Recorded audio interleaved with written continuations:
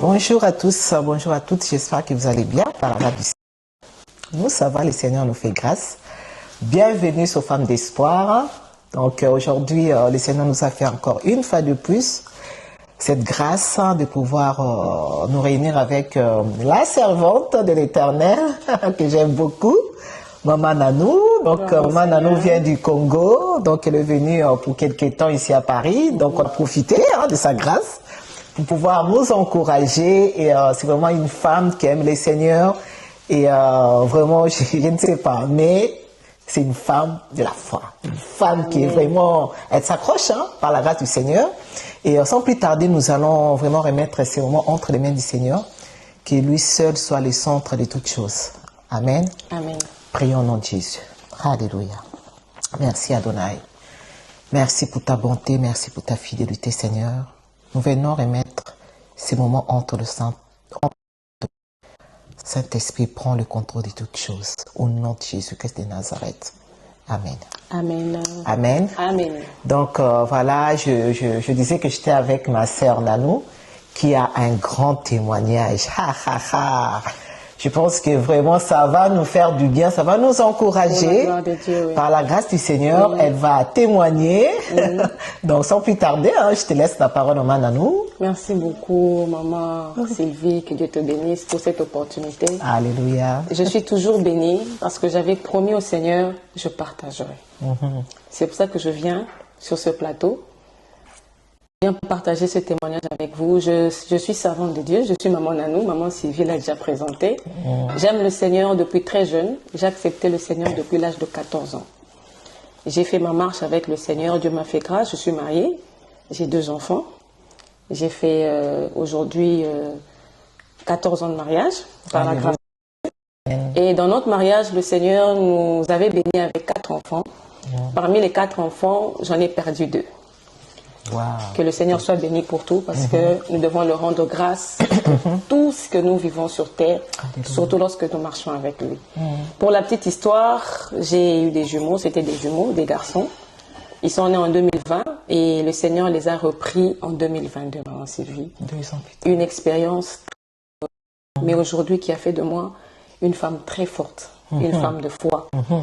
Alors j'ai mes 2 jumeaux, c'était vraiment une bénédiction pour moi. Ils étaient en bonne santé. Et voilà un jour, le premier, il n'était pas malade, il fait une crise à la maison. Je le ramène, d'ailleurs il était mort, je dirais, sur mes bras parce qu'il avait fait une crise à la maison. Je le ramenais à l'hôpital, chez nous à Kinshasa, si les gens connaissent, je le ramenais à mon collé. Je ne suis pas loin de mon collé. Et dans le taxi, je vois l'enfant faire un arrêt cardiaque. Je suis médecin de formation, je fais l'arrêt cardiaque. Sachant que tu es médecin de formation. Oui. Donc il est parti entre mes mains comme ça. J'ai appelé mon mari, j'ai appelé le pasteur, mon frère. Je ramène l'enfant à l'hôpital en urgence. On m'apprend quelque temps, l'enfant était parti. Waouh. Alors c'était un 17 février. Le mois de l'anniversaire de son père. Waouh. C'était douloureux, on a fait le deuil. Et puis pendant le deuil, comme nous sommes, comme en tant que chrétiens, on a passé le deuil vraiment dans l'adoration. Waouh, vous avez passé le deuil dans l'adoration. On a passé le deuil dans l'adoration. En fait, on s'était, moi et mon mari et toute la famille, on s'était contentés de l'autre jumeau. Alors pendant le deuil, pendant qu'on était en train d'adorer, voilà, le Saint-Esprit nous parle. On écrit sur un mur. On était au mois de février, on dit mauvaise nouvelle, juin. Oh. Oui, au mois de février. Donc il y avait un serviteur de Dieu qui reçoit un message où on a écrit sur le mur du salon, juin, mauvaise nouvelle. Il a partagé le message avec nous. Je n'avais pas compris. Alors je vais un peu rentrer en arrière. Lorsque je pars enterrer le premier jumeau, on l'enterre dans le cimetière. Je vois au loin, je vois quelqu'un venir. Il était habillé en blanc. Il arrive près de moi. Il me regarde, il me touche comme ça. Il me dit que Dieu te bénisse. Quand je regarde maman, je vois que c'était Jésus. Oh. Oui, je vois que c'était Jésus. Il me dit, tu as compris une chose. Moi, je le regardais. Il me dit, tu me vois sur la croix. Tu te souviens de Gethsemane? Moi, j'ai dit oui. Je savais que c'était permis par mon père. je savais que Dieu avait permis au diable de m'emmener jusqu'à Gethsemane. Mais je n'avais pas vu le mal, je n'avais pas vu la méchanceté. Moi, j'avais vu l'amour dans la souffrance. Alléluia. Alors, c'est ce que tu as compris aujourd'hui. Tu as réalisé l'amour de Dieu dans la souffrance parce que depuis que cet enfant est mort, tu es resté, toi et ton mari et toute ta famille, dans l'adoration. Wow. La véritable adoration, bien-aimé, c'est l'adoration que nous faisons quand nous pleurons. C'est ce qu'on m'a appris en ce moment-là. Ce n'est pas lorsque tu as gagné, lorsque les choses marchent bien, lorsque tu as un mariage. Là, tu as une raison. Mais là, je n'avais aucune raison. D'adorer. Et depuis tout ce temps, je n'avais jamais quitté la présence de Dieu.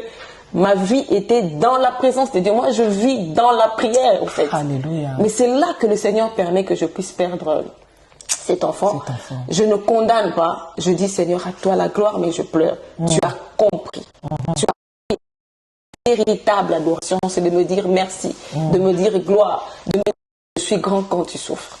Alors il a demandé à une autre servante de Dieu qui était un peu éloignée, il dit va vite, qu'elle n'entre pas dans le véhicule, va la toucher, elle n'a plus de force. J'ai compris après que c'était pour la suite, maman. Elle n'a plus de force, donne-lui toute la force que tu as. Je l'ai vue de venir derrière moi, me toucher par derrière, et elle a prié, elle prie en langue. Elle aussi, elle ne comprenait pas. J'entre dans le véhicule, on rentre à la maison. Donc, je me contente de l'autre jumeau. De l'autre jumeau qui est resté. Voilà. Alors, 4 mois, un beau jour, il fait la même chose, maman. Crise. Oh. Donc, il est mort de la même manière que son frère. Oui, oui, c'était un dimanche. Donc, c'était maintenant le mois de mon anniversaire. Oui. Alors, il fait la même crise. Vers 3 heures du matin, c'était la même chose. Je l'amène maintenant dans un hôpital qui était près de la maison parce que c'était compliqué. On arrive là-bas, on réanime et là on m'informe qu'il est décédé. Oh Jésus. C'était maman Sylvie. Wow. Je bénis les dieux qui réparent les blessures. Alléluia. Je n'allais pas parler aujourd'hui comme ça. C'était terrible. Tout le monde était là. Il y avait même des gens qui me disaient non, maman, nous, on ne vient pas parce qu'on ne saura pas te voir comme ça. Le premier jour, je dors à 3 heures du matin, on me réveille, on me dit réveille-toi, attends Jésus. C'est là qu'on me donne l'histoire, on me raconte l'histoire de la Bible de Lazare. Quand il meurt, Marie attendait Jésus. La Bible dit que Marie, pendant que Jésus était absent, on avait donné un message à Jésus qui devait venir, Lazare était malade, Jésus ne venait pas. Et c'est là qu'on me dit, attends Jésus, parce que Marie aussi attendait Jésus. Je me réveille le matin, j'ai senti une force en moi. J'ai partagé avec mon mari. Le lendemain, à la même heure, on me réveille encore. Réveille-toi, Jésus est là. J'ouvre les yeux, j'étais sur le lit, je vois la fenêtre, c'est une grande fenêtre dans ma chambre. Je vois maintenant Jésus. Waouh. Ouais, j'ai vu Jésus entrer par la fenêtre. Il est entré. Le temps que je réalise que c'était Jésus, je réveille mon mari pour lui dire, chérie, écoute, Jésus est là. Amen. Il est monté sur le lit. Dans ma langue, il a joint ses jambes comme ça. J'ai commencé à pleurer. J'ai dit, Jésus, pourquoi tu m'as fait ça? Je t'ai jamais quitté. J'étais toujours servi. Et puis pourquoi tu m'as pas dit? Ah, surtout, cette question, Ah, ça revient souvent. Pourquoi? Parce que toi et moi, on parle. On se connaît, en fait. Une chose, quand j'ai accouché, j'étais encore à la maternité, une amie à moi qui est prophétesse, qui m'appelle, maman, Nanou, félicitations, mais j'ai fait un songe que tu as perdu un enfant. C'est le premier message que j'avais reçu. Là, tu venais juste accoucher les Là, jumeaux. quand je venais de les accoucher en 2020. Wow, d'accord. Alors, j'ai dit à Jésus, je sais que tu m'avais dit que j'en perdrais un, mais tu m'avais pas dit que je perdrais les deux. Il me dit, si je t'avais dit que tu allais perdre les deux, je te connais, tu allais prier. Je n'allais pas supporter ta prière, j'allais les laisser. C'est pour ça que j'ai omis de te dire que le deuxième aussi allait mourir. J'ai dit, Jésus, pourquoi tu as fait ça? Qu'est-ce que je t'ai fait? Tu trouves que je suis jeune, pourquoi tu me fais ça, Jésus? Il me dit, il a fait un soupir, je vais prêcher. J'ai dit, Jésus, tu veux prêcher? Pour prêcher, tu as besoin de me prendre mes 2 enfants. Il me dit, tu sais, le véritable pasteur, c'est moi. Tu vois l'église que tu vois, c'est pas l'église des pasteurs, ce sont mes amis. C'est mon église. Alors, quand je veux prêcher, j'utilise des hommes comme vous. Je dis, c'est Jésus, c'est quoi le critère? Il a dit la disponibilité. J'ai vu en toi un cœur disponible, en toi et en ton mari, j'ai vu un cœur disponible et disposé. C'est ça que j'ai permis. Je dis, c'est quoi la prédication, dis-moi?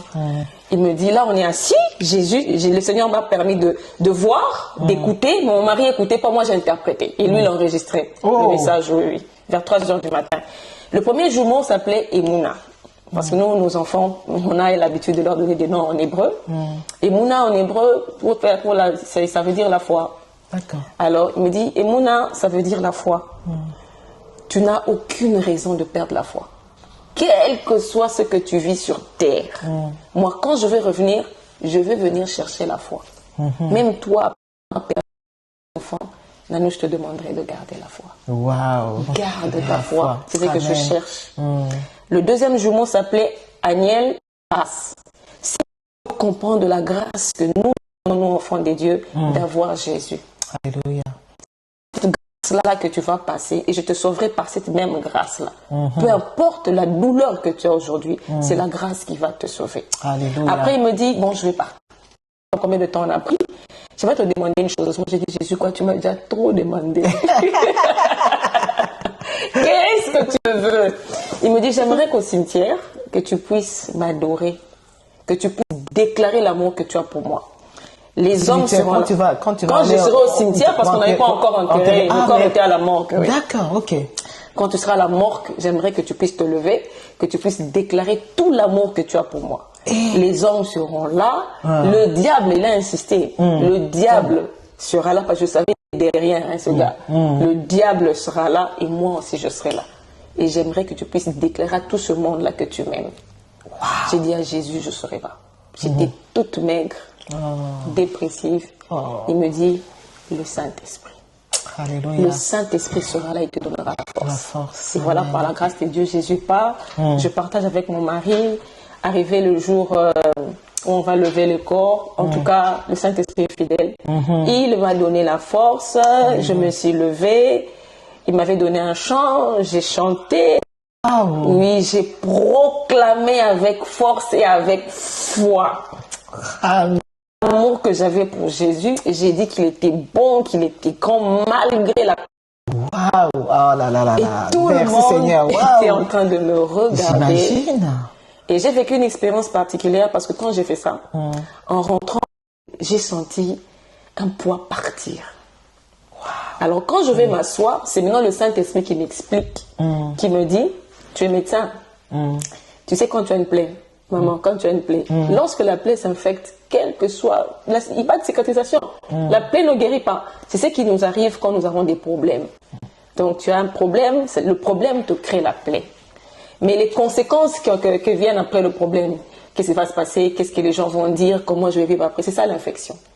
Alors, dès qu'on garde l'infection dans la plaie, c'est fini, il n'y a plus de cicatrisation. Alors que la Bible dit, donnez-moi votre joug qui est lourd, je vous donnerai le mien qui est léger. Le joug, c'est l'infection. C'est toutes les conséquences qui arrivent après l'apparition de la blessure. Alors Jésus me dit, j'ai enlevé le joug. Rester qu'avec la plaie. Et la plaie, une plaie qui est propre, qui est stérile, quel que soit le temps, finit par cicatriser. Ça va faire, nous sommes en 2026, hein? 26, oui. Ça va faire 4 ans aujourd'hui. Docteur Jésus a fait son travail. Wow.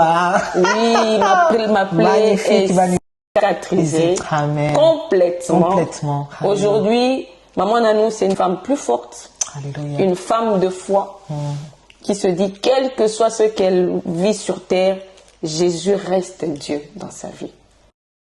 À une femme, garde Jésus. Quel que soit le chemin par lequel tu passes, garde la plaie, mais laisse-lui le joug. Alléluia. Les choses vont passer. Par ces épreuves-là, tu vas vivre autre chose et tu vas avoir le témoignage. Alléluia. Que le Seigneur vous bénisse. Alléluia. Magnifique, magnifique. Waouh, quel grand témoignage, un bon témoignage. Hein? Vraiment, j'ai été bénie, ça m'a tellement touché. Waouh! Ah là, j'ai manque des mots. En tout cas, que le Seigneur Jésus soit béni, soit glorifié. Et là, tu continues à l'aimer. Tu continues à le servir. À le servir. Vraiment. Jésus reste pour moi une priorité aujourd'hui, pour moi et toute ma famille. Alléluia. Je sais là où il m'emmène. Amen. Amen. Avec ton mari, hein, oui, bien vous sûr. travaillez ensemble, on travaille ensemble, oui, main dans la main. Waouh. Avec Jésus. Avec Jésus. Merci Seigneur Jésus. En tout cas, merci Seigneur, vous avez vraiment suivi les témoignages de Maman Nanou. Moi, ça m'a vraiment beaucoup touché dans les épreuves. C'est vrai qu'on pleure, mais quand le Seigneur te demande de l'adorer, c'est pas évident, mais elle a obéi. L'obéissance, vraiment, c'est très important. Elle a obéi, elle a adoré le Seigneur. Et aujourd'hui, c'est une femme. J'ai été au Congo, démocratique, Congo-Kinshasa, RDC. Je suis allée rendre visite à Maman Nanou et j'ai vu comment vraiment elle s'occupe des femmes, comment elle exhorte, elle encourage, elle travaille avec les dentistes. Donc vraiment, vous savez, au Congo, pour soigner une personne, c'est pas facile. On demande souvent de l'argent, des sommes vraiment, voilà. On peut laisser même une personne dans la souffrance, c'est parce que la personne n'a pas d'argent.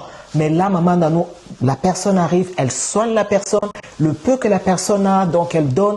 Mais c'est beau. Vraiment, il faut encourager le ministère de Maman Nanou. Vraiment, que le Seigneur te bénisse. Et se souvient de toi en tout cas. Voilà, nous sommes arrivés à la fin de notre témoignage. Donc, à Jésus-Christ de Nazareth, notre Yahshua Mashiach soit béni, à lui seul la gloire. À très bientôt sur Femmes d'Espoir. Au revoir.